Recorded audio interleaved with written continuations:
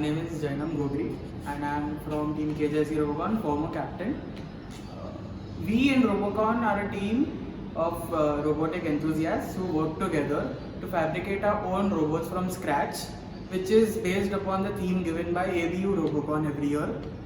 So last year the theme was given by GMO China, and the theme was as follows. We had to throw arrows into pots, and every pot had different points.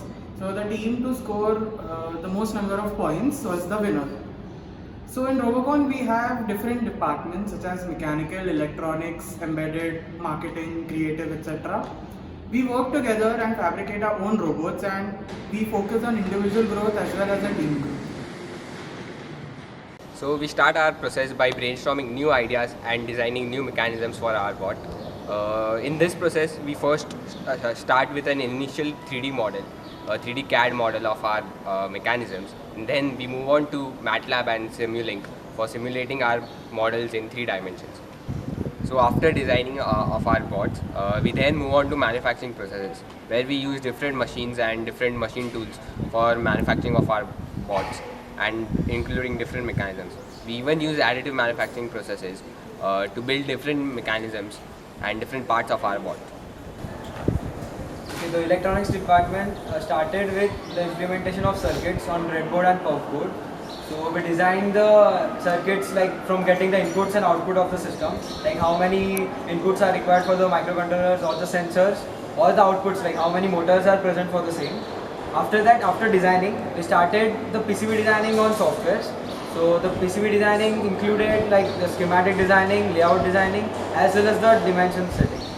The electronics department acts as a bridge between the mechanical and the coding department. The pistons are actuated pneumatically and are controlled electronically by the solenoid. We faced multiple issues while working on the robot. The main issue was the odometry data from our sensors. We couldn't get accurate data. We are working on solving this by implementing new algorithms and filters in our codes. So this will improve how we take in the localization and the odometry data from the robot.